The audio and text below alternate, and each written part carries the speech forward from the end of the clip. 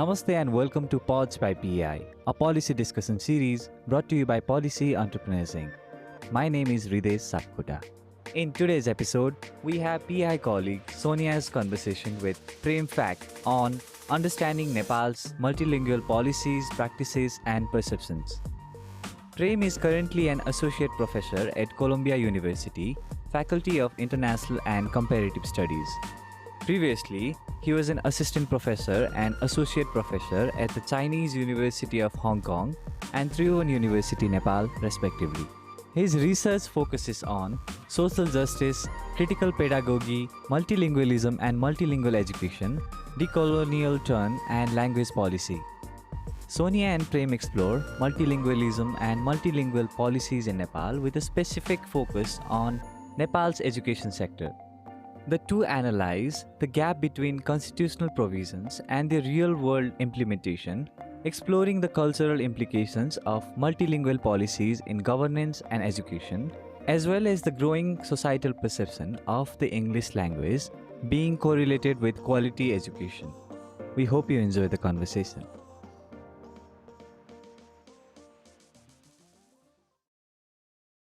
Hello Prem, welcome to Pods by PEI. Thank you, Sonia, for having me. So, to begin our conversation, let us start with a very generic overview of the discourse on multilingualism in Nepal. Time and again, we hear these discussions and debates about languages, especially pertaining to Nepali, khas, kura, or other mother tongues or vernacular languages, given Nepal has over 130 national languages recognized by the state. But I want to understand why the discourse of multilingualism is so important in Nepal. We have an official language, Nepali, and English is dominantly used in the education sector. So why do we still hear about these discussions over multilinguistic approaches in policies and education? Thank you, Sonia. I think this is very interesting and critical questions. First, why the discourse of multilingualism is so important in Nepal.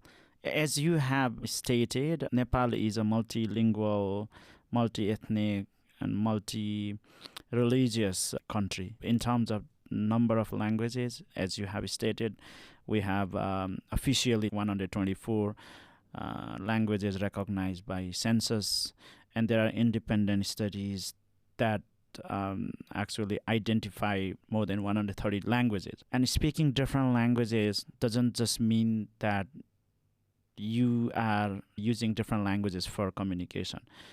Speaking different languages also means that you have different identities, you have different ways of understanding the society, understanding the world, and also you have different ways of knowing things or learning and making knowledges. So in this sense, lingualism has multi-layer connections with the life of people. So for me, the discourse of multilingualism is very critical and important for two reasons. The first, it represents who we are, like as Nepali citizens, right? So our communities are diverse and people speak different languages. So it represents who they are. Second, and most importantly, these multilingualism or multiculturalism is in fact an asset. It's not a problem. If you travel through different parts of the country, you will meet people speaking very different languages with different cultural practices. So these cultures and languages are actually resources that identifies who we are, right? In terms of, for example, in terms of our community, in terms of representation of our own self. So we really need to talk how we create spaces for multilingualism in national policies in education for a number of reasons. The first, as I have said before, we need multilingual policies because we are multilinguals, right? We really need to recognize and embrace the realities we have. Second, if we don't have multilingual policies, it has a number of implications, sociopolitical implications. For example, Let me give example of education. If we have just like one language policy in education, then students coming from different communities speaking different languages are excluded, right? So in other words, they may not be able to communicate effectively with their teachers, with their students, with their friends.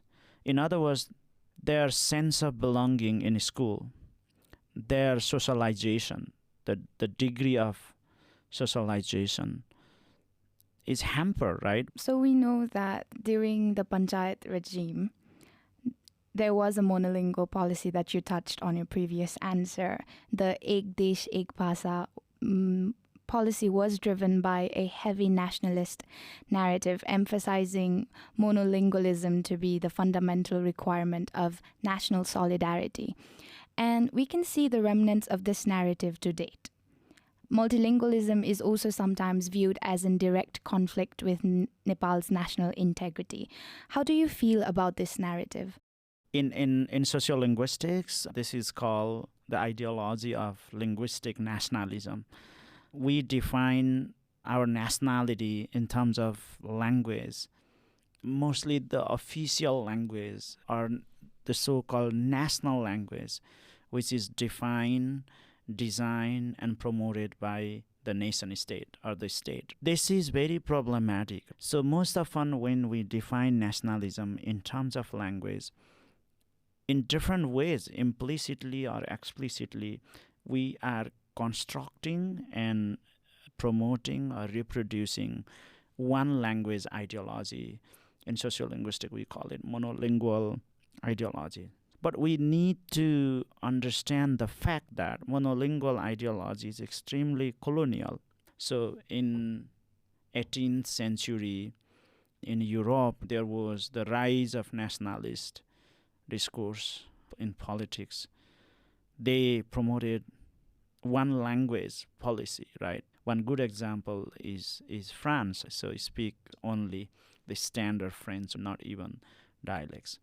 So we embrace the same ideologies. I would say we imported and we borrowed this ideology, particularly during the Panchayat regime, and we took it as granted that speaking one language that is khas Nepali or khas kura is symbolic to our national identity.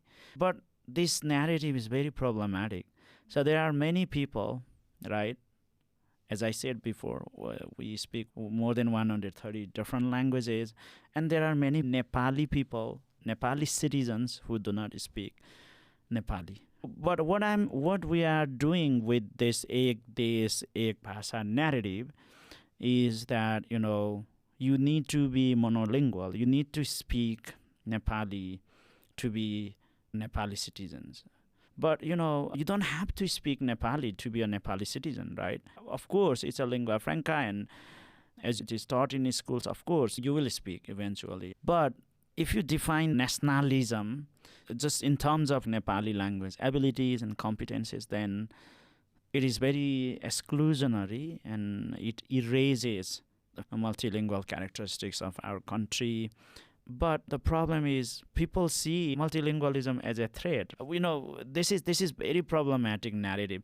Multilingualism actually is a breeze. It's not a threat, right?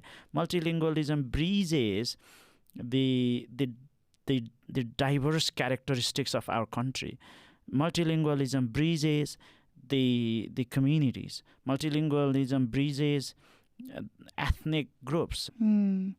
So while the cultural implications of multilinguistic approaches might be important, how is it that such approaches can be applied within the realities of, let's say, our governance? Is there a functional mechanism, guideline, or standard that can help operationalize multilingualism? I think this is, again, very interesting question in terms of functionality of multilingualism, right? Mm-hmm. So the first thing we need to understand is governance is all about helping people get,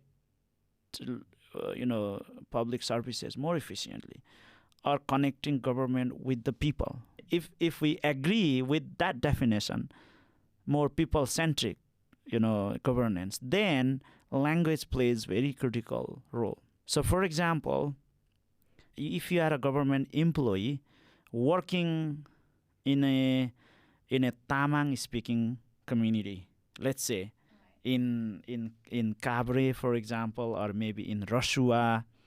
Similarly, if you are a government employee working in Maithili-speaking municipalities or areas in general, for example, Bara, Parsa, right, that area in Madhya province. So what happens if you speak Nepali only? That's one scenario, right? Or you speak both Nepali and, let's say, local language. In case of the Kabre, for example, Tamang, or in Madhya, for example, you speak Maithili. So as an employee, government employee, you will be more efficient in terms of providing services to local people if you know local languages, right? So what I'm basically saying is, like, if the state is interested, or if the state is really committed to provide efficient public services to the citizen, then it is important for the state to help its employee understand or use the local languages where they work. That helps state connect, communicate with the local people more efficiently. What I'm basically saying is, if we just like, Nepali is official language and I should be using Nepali only, that's a very problematic narrative. So that's why we need to really talk about functionality or functional multilingualism in our state mechanism. So most often what I hear is, hey, multilingualism is a problem. There are so many different languages. Of course, yeah, there are so many languages. But it's not a problem. What is problem is you are not really understanding the importance of multilingualism in terms of providing efficient, public services to the people. So for me, if you talk about governance, it's really important to talk about how multilingualism is really important for the state to communicate with the local people, for the efficient delivery of public services to the people, as well as, most importantly, connecting state with the communities. Interesting. So another burning discourse around language in Nepal is in the education sector. So I'd like to discuss more a bit on it. Recently, Nepal has made multiple strides in multilingual policies. This most prominently reflects in its first language-based multilingual education program policies. The recent amendments in the 1971 Education Act state that schools can provide instruction in Nepali, English, or both, as well as their respective mother tongue. We've just discussed how such policies can be operationalized, but I want to know the state of their implementation. What is the gap between such constitutional provisions and the actual reality of their practice? Yeah, again, this is very interesting question, Sonia Ji. Education is actually one of the dominant spaces where languages flourish if we have good policies, or where languages are erased if we have bad policies. And I should say we are experiencing the later one, right? As you have stated, we have since 1990s with more liberal democratic regime, we have very, I should say, not really progressive, but at least we have some spaces for mother tongue education. There are different names. For example, in 1990s, we said mother tongue education. Around 2006, 2007, we called it mother tongue based multilingual education, which is MLE. Actually, multilingualism in education it's not just a political agenda. Of course, nothing is apolitical, but it's of course politically grounded.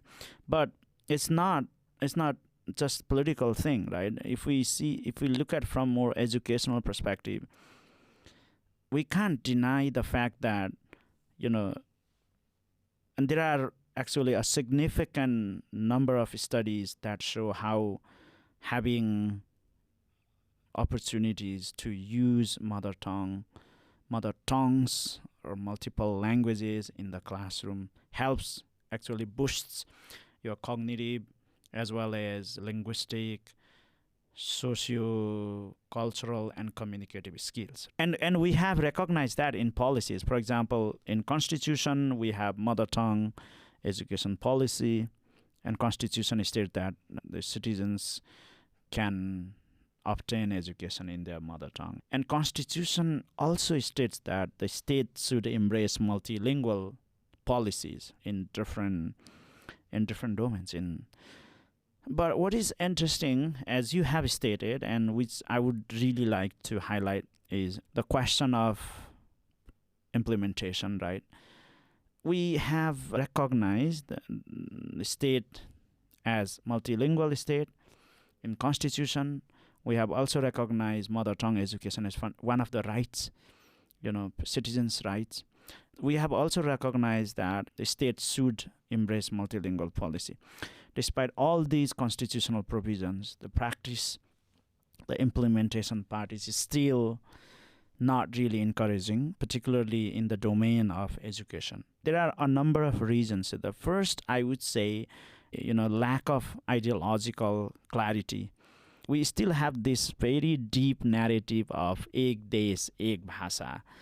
And in different ways, we carry a monolingual ideologies. And we see language as, from more instrumental perspectives, like job, market, and all these things.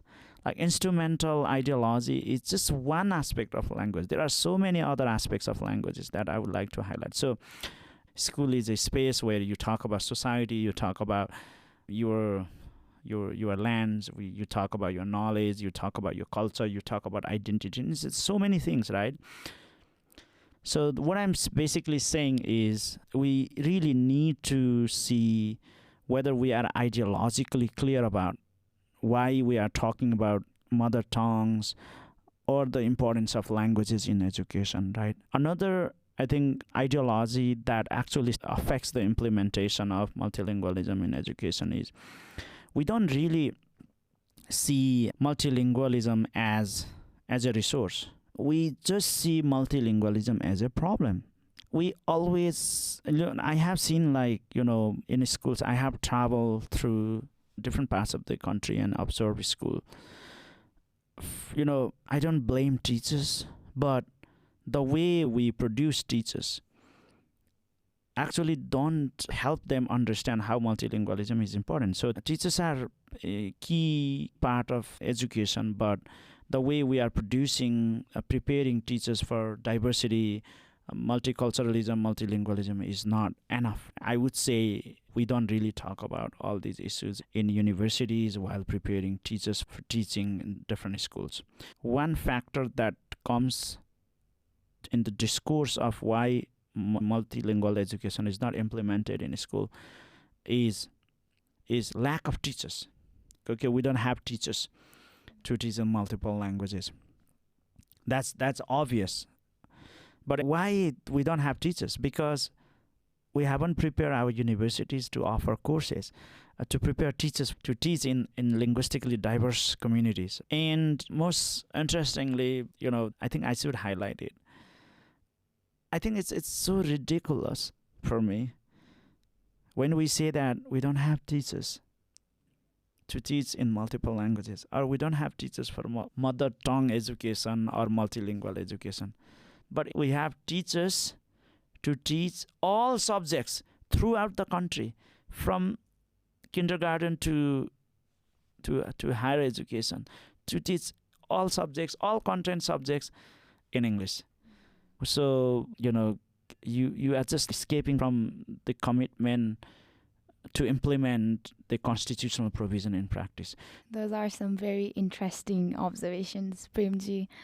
Discussing the implementation of English as the medium of instruction. When I read your papers, I found you advocating heavily for what is called the theory of transmission, which suggests a good handle on our first language facilitates the learning of other languages. Could you perhaps touch on the theory and, in retrospect, also explain what Nepali educational institutions misunderstand about learning a foreign language like English?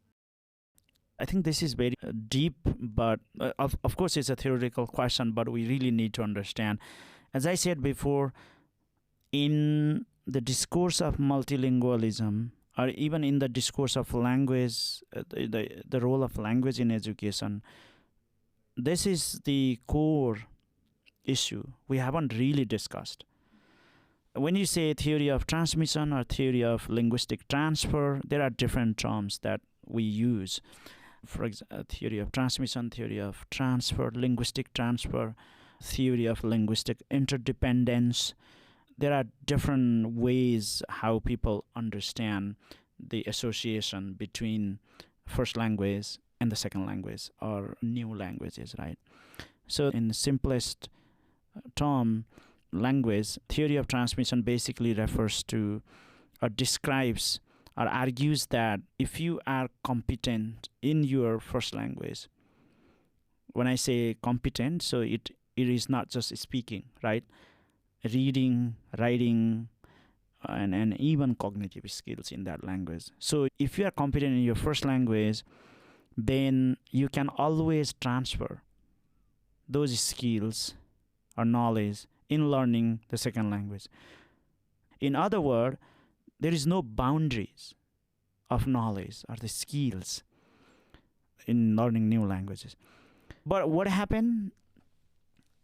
The way we taught our teachers in universities and students in schools is that if you speak your first language, if you use your first language, you will lose your second language. In other words, we created misconceptions. We created very negative role of first language in learning second language. We actually passed on the very strong message, which is very deeply ideological, to our students, to teachers, to the communities, that the knowledge of your mother tongue, the knowledge of your first language always interferes the learning of second language. Let's say English or Nepali. So schools develop plans and policies that way. For example, in English medium private schools, students are not really allowed to speak Nepali because the schools think that if they speak Nepali or their mother tongue, the students won't become competent in the English language, right?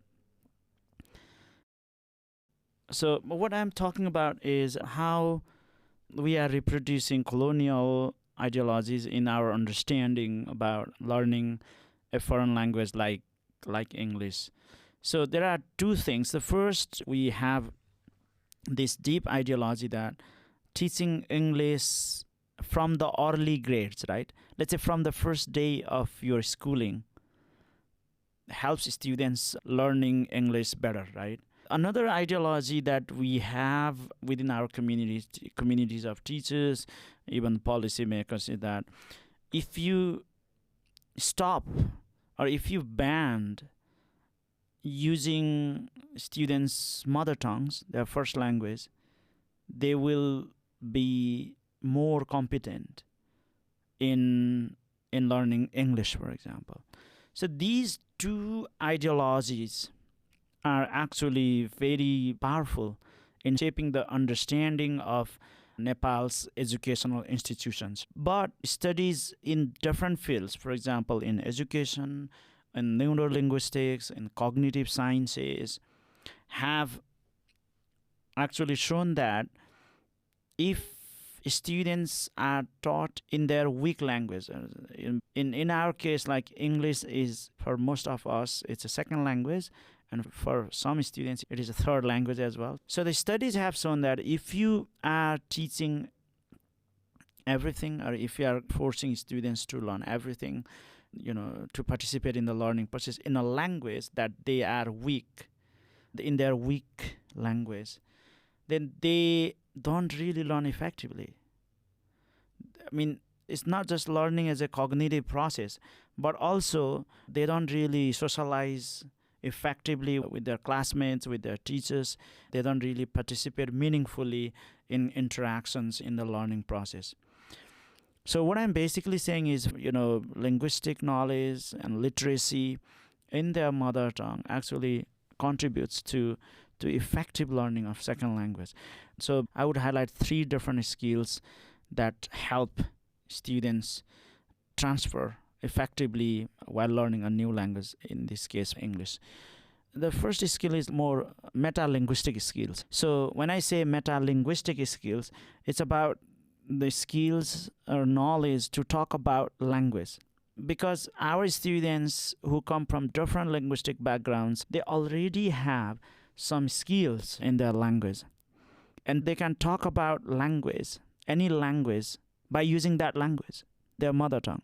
Because when you are talking about something new, then to understand about that language, you need to use a language.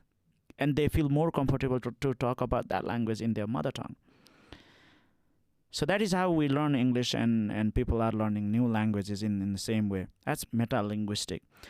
Another important set of skills is metacognitive skills. So in education, when you say cognitive skills, it basically refers to understanding, analytical skills, evaluation skills, right? Skills to think more critically. But we haven't really discussed in a deep manner how multiple languages, or the students' knowledge of their mother tongue helps develop metacognitive skills. For example, most students who start learning new language or second language have knowledge of their first language, right? They can think in their language, they can analyze in their language, they can compare, they can contrast things in their language, they can associate a particular set of concepts with their communities in their language. So these are all really important skills that actually breeze the learning of the second language. But what we are doing, unfortunately, is we are actually dismissing, we are disregarding, misrecognizing the importances of those skills.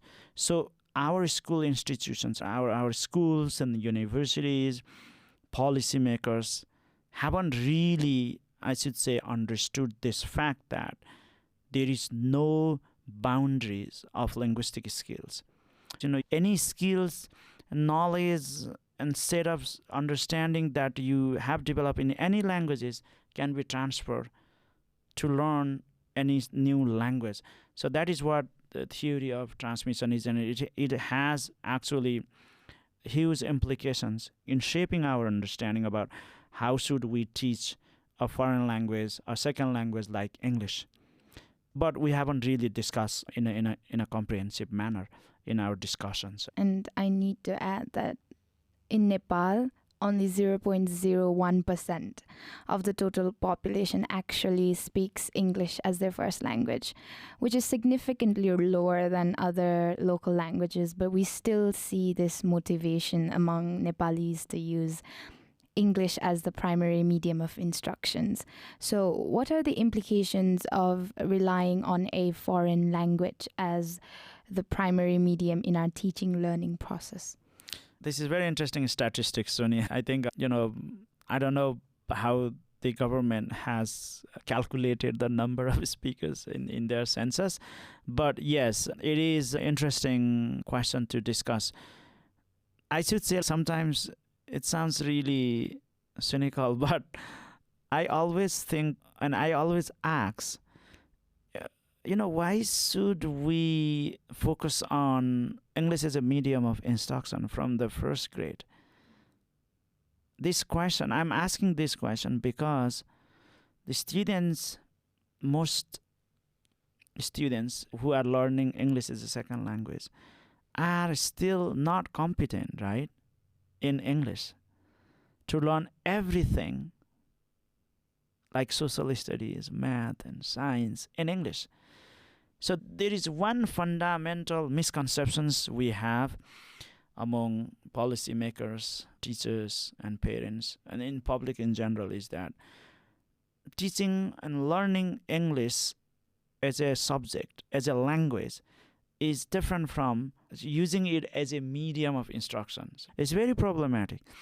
In very simple, like, first, who are teaching in English, right? So the teachers, and I'm not blaming teachers, right? As teachers are compelled to, forced to do this. But if we look at the English language proficiency of teachers who are teaching in English medium school, not only public schools, but even in private schools. So the question is, do they really have adequate competence, English language competence, to teach everything, to teach social studies, science, everything in English? And I think we also need to ask another question. Do they really need to teach science, social studies, and everything in English? What happens if they teach in Nepali or any local language that is more efficient in terms of teaching and learning? Now, why is it happening then? I think that's your question, right? So there is a growing tendency and motivation to implement English as a medium of instruction in public schools. I think there are two forces guiding this tendency. The first one is the privatization of education, which is very political. So in Nepal, we had two kinds of schools, private school and public schools. Fundamentally, public schools are spaces where Nepali is used as a medium of instruction, which comes from Panchayat, right?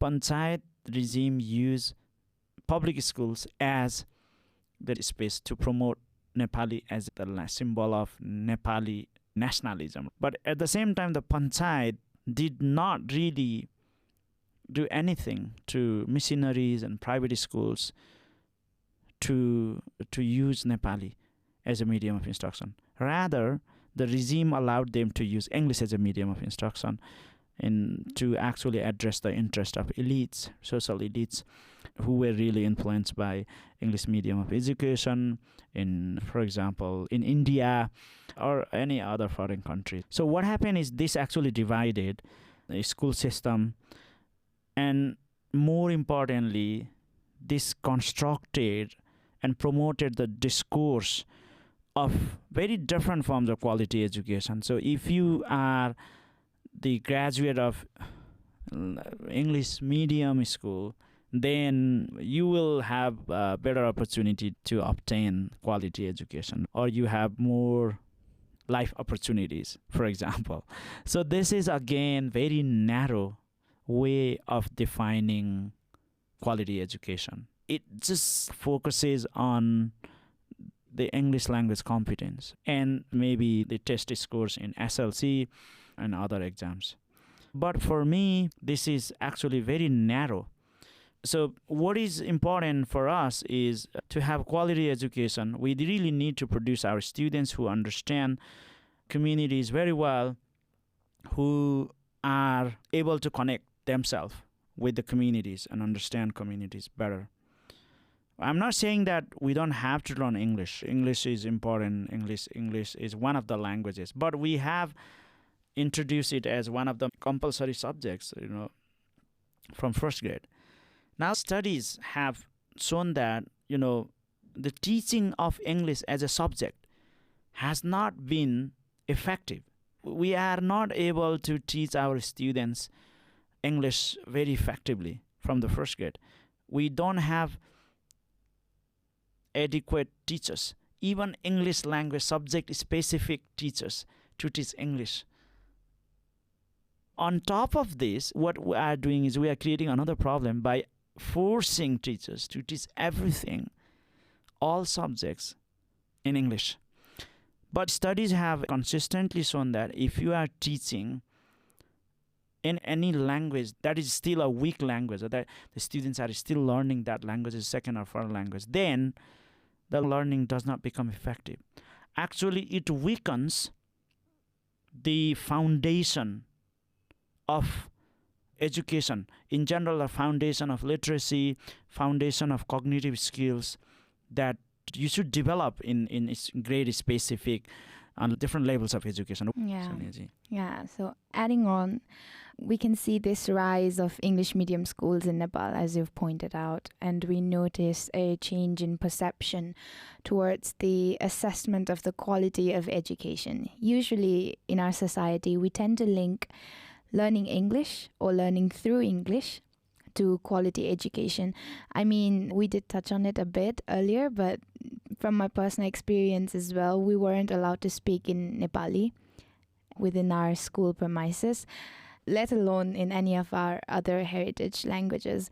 And finding students for speaking in Nepali, as ridiculous as it may sound, is a common scene in Nepali schools. Do you sense an internalized inferiority complex within Nepalis about their own mother tongue that has given rise to this quality myth of speaking English being synonymous with quality education? I have written an article in Shikshak, the Teacher Monthly, I think some like 3-4 years before. So, and where I have actually questioned this myth of quality education. So what is quality, right? So fundamentally, how we define quality education in Nepal, or perhaps globally, is based on the test score. So how, what is the grade that you obtain in your test scores, right? And we perceived that if someone speaks in English, if someone has mastery over English and the English language, then we accept that person as someone who has a kind of quality education. But it's not really quality education for me. For me, and different studies have shown that quality education fundamentally is all about creating spaces, very inclusive spaces, where all students coming from all linguistic and cultural background feel safe, feel belonged, feel free to use, to express, to use their languages, to express their opinions, to become critical, to become, a full citizen in a way. And also, quality education is education that helps students to flourish their skills, their prior knowledge, and learn, of course, new sets of knowledge. So that's what quality education fundamentally is. Quality education should help students to understand who they are, right? And what competencies, what skills they have, and use them to explore new sets of knowledge and apply them in their personal lives. But what is happening here is we just see the students as subjects who must be learning English. I will give just one example. For example, while learning in English, our students are not even, I'm not generalizing, but in most cases, I have seen that our students are losing their competency in Nepali. I'm not just saying like speaking Nepali, but also using Nepali in academic writing, like thinking and communicating and, using this language for more cognitive and academic purposes. I have talked to students who have completed their school education, and I request them to write a good paragraph in Nepali. They can't. I'm not generalizing, but in most cases, they can't. And in most cases, they can't even write good paragraph in English. Even if they finish their English medium education, they can't really think more critically. They can't really organize their thoughts in English. So now what is happening is that because of English medium of instruction, there are new ways of learning we can see in schools. One fundamental way of learning is then memorization and rote learning, right? Because you don't understand language very well, so you can't think in deeper way. So you just have one option, that is to memorize, so that you have good grades, good scores in your exams. I have also seen that in schools, the teachers can't really teach effectively in English medium, particularly in the early grades. So what they would do is they would give a list of questions, potential questions, to be asked in their exams, maybe a week or some days before exam takes place. So the students just prepare set of answers to get ready for their questions, right? And they have to memorize it. If they don't have answers, then the teachers give answers. So the students come to attend the exams, sit in the exams, and they just write the answers they have memorized. So it looks like they're good, they have grades, right, eventually. But the whole process of learning is extremely narrow, and there is no room for students to think critically, to question teachers, and they have become so dependent on the textbooks. They are so dependent on teachers. And that's how teaching learning is happening in English medium, so-called English medium schools. So I think we really need to understand the fact that what we are doing in the name of English medium education, particularly in the early grades, is we are, in a way, I think we are destroying the huge potential that students in the early grade bring for their future literacy and learning. Very interesting. So would it be fair to say that languages have strong socio-psychological implications, mostly to do with how we self-identify within society? Yeah, I think that's something which strongly shapes our views about what counts as acceptable language in schools, and what is good, what is better language, or which language is important in education. Yeah, I think I would say language issues are socio-psychological issues and social issues in general, because the values, in other words, the capital associated with any language eventually shapes how we learn languages, or how we teach languages, or what languages we teach and learn in schools, right? For example, why are we taking English medium of instruction as a symbol of quality education? Because it has the English language has very strong symbolic value, socio-cultural values, right? Not necessarily educational values, right? As I have highlighted before.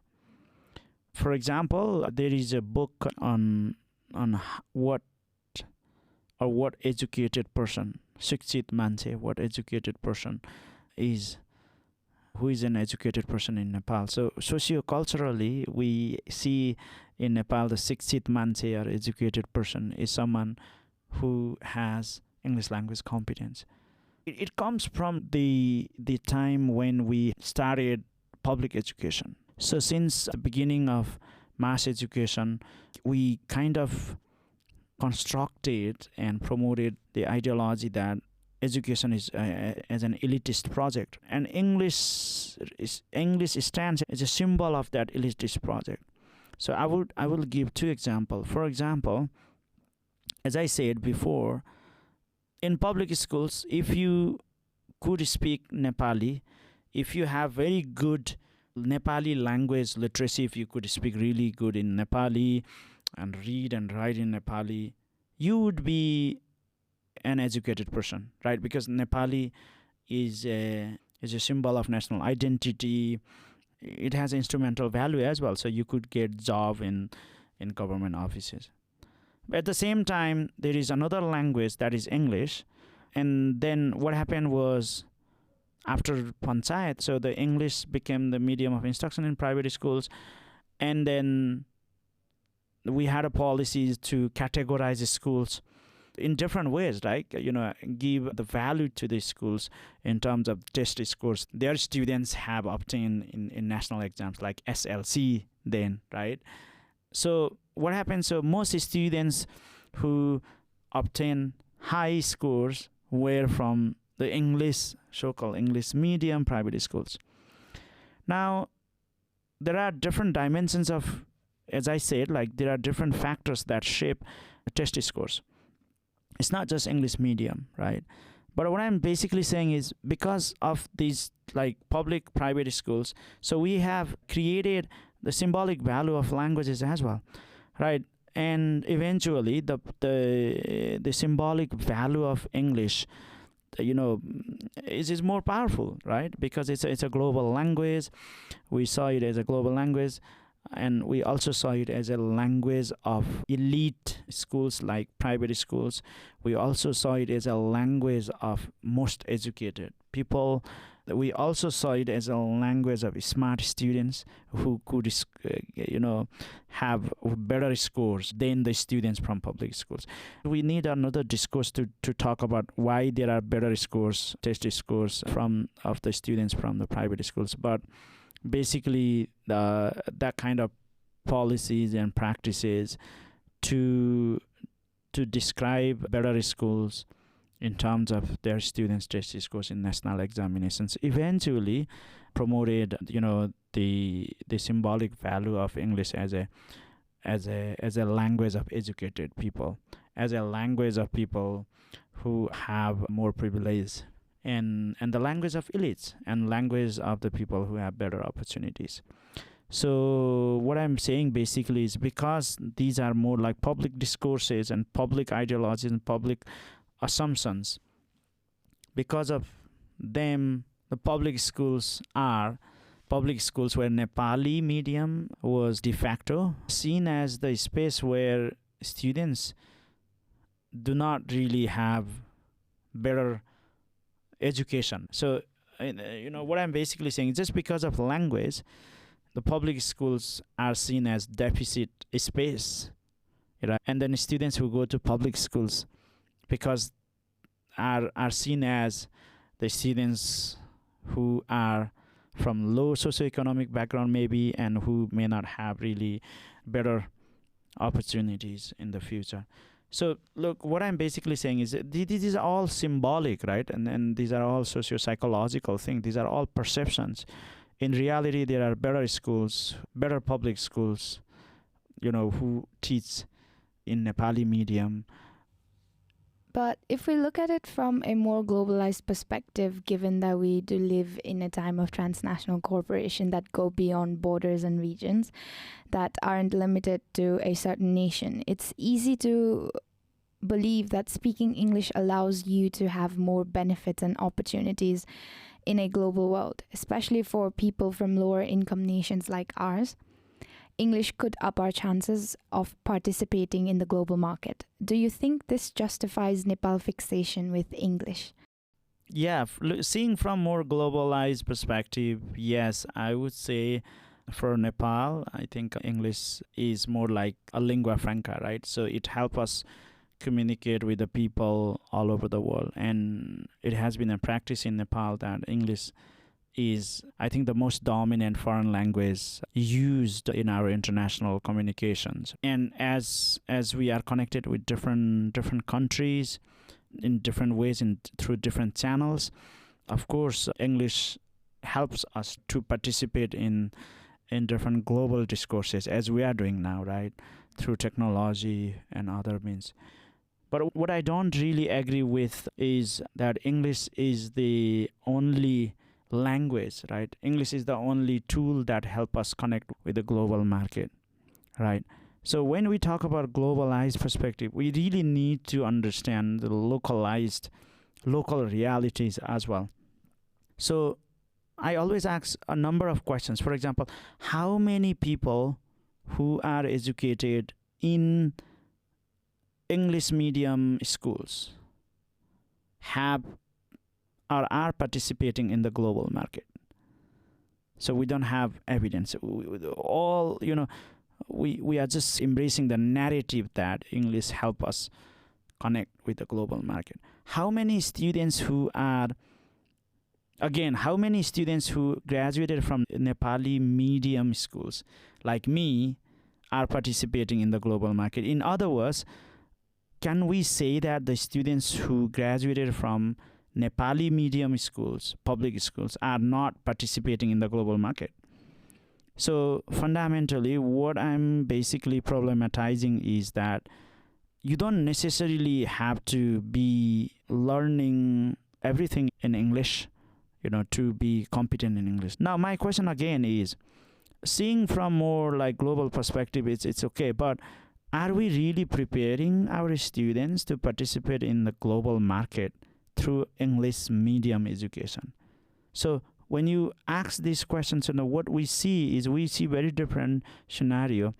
I don't think that, it's only English language that is contributing to helping our students to participate in the global market. That's one thing. That's English is one thing. But the knowledge, the skills that our students have, that's important. And I would like to highlight that it's not only English that helps your employability, that helps our students' employability and our students' capital to participate in the global competitive market. It's multilingualism that prepares our students to be competitive. So I think we need to understand this fact. So the studies have consistently shown that if you are monolingual, like English only speaker, or if you have competence in English only, and if you are competing with someone who speaks English and other languages, their mother tongues or other foreign languages, they are multilingual, then your employability is always lesser than someone who speaks multiple languages. We need to really recognize this. English is just one language in the global market. There are multiple languages. So if you want to be competitive, it's not just English that matters. What matters is to what extent you are multilingual and languages other than English as well. What I'm basically saying, we do have those languages already, but what we are doing is, in the name of English medium education, we are actually losing those competencies that actually is more important in global competitive market as well. Very nice. Okay, so to wrap our conversation up, how is it that we might get out of this conundrum that is multilingualism? Because we already have a generation of children raised out of their mother tongues. They and many of their parents as well have no relation to their mother tongues. How can we, in a more real sense, in a more applied sense, move forward and incorporate languages that have been systematically removed from our lives? Wow, this is multi-million-dollar question. I think the first thing that we should start with is, I think, having more evidence-based comprehensive discussion like this. As I said, there are different misconceptions about the relationship between language, life, education, economy, identity. So the first thing is, we really need to communicate the message through different channels, particularly through education, that multilingualism is an asset. Multilingualism is a resource for learning any languages, not only language, but also developing strong metacognitive, metalinguistic, cultural, all kinds of knowledge and resources that we need for quality education. And we need to really communicate the message that multilingualism prepares a full citizen, not a citizen who had to lose his mother tongues, cultures, identities while learning a foreign language or the second language, right? It's all inclusive. Most importantly, I think we really need to prepare our institutions, for example, schools, teachers, fundamentally, because I see my research is more focused on school spaces, because those schools are the places where students form different assumptions through different ways, through their teachers, through their textbooks, through their policies, and and interactions with their friends. They form their different values and assumptions, ideologies about language. So I think we really need to work with the schools and teachers to help them understand that multilingualism should be integral part of their education. It's not optional. It's not something that you can do if you like, or if you can't do if you don't like, right?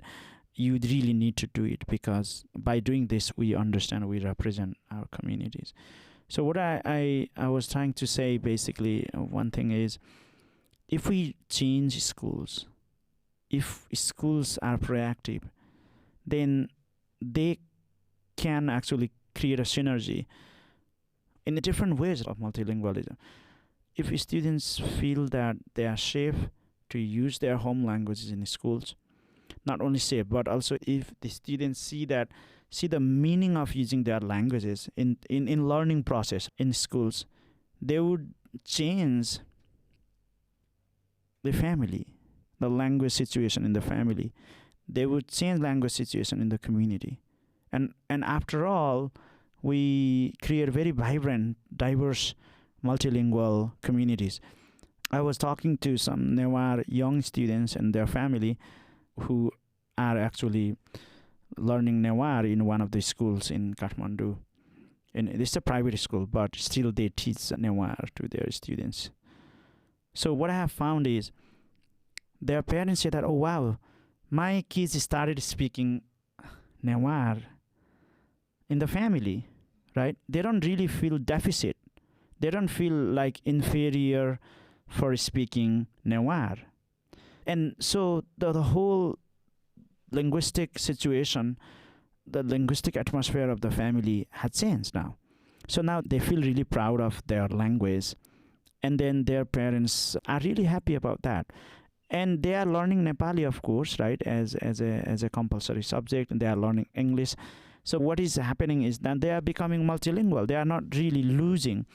They are not losing their heritage language, that is Newar. So what I'm saying is, we really need to develop policies, plans, pedagogies that adds, right, the value to the learning processes by incorporating multiple languages. But unfortunately, what is happening, Sonia, is we have very subtractive policies, right? So where that basically promotes the loss of your mother tongues as you grow learning second language. But we need to think about how to make it additive, right? It's just add, like learning English is an additive process. So you don't lose your mother tongue, you don't lose the Nepali language, you just add English. So which is not really happening. But this is very different discourse of how to prepare teachers, how to prepare schools. But fundamentally what I'm saying is, we really need to prepare teachers and schools to understand that language, multilingualism, linguistic diversity is really important resource for learning any new languages, and after all, to create a very vibrant linguistic multilingual communities. Okay, that was a great conversation, Premji. Thank you very much. It was a pleasure having you here. PEI team wishes all the best for your future ventures, and I hope our listeners enjoyed our conversation. With that, it is a wrap. Thank you, Sonia Ji, for having me. I think our listeners could get some points from this discussion. It's a very complicated issues. Thank you. It's very dense. Yeah, thanks.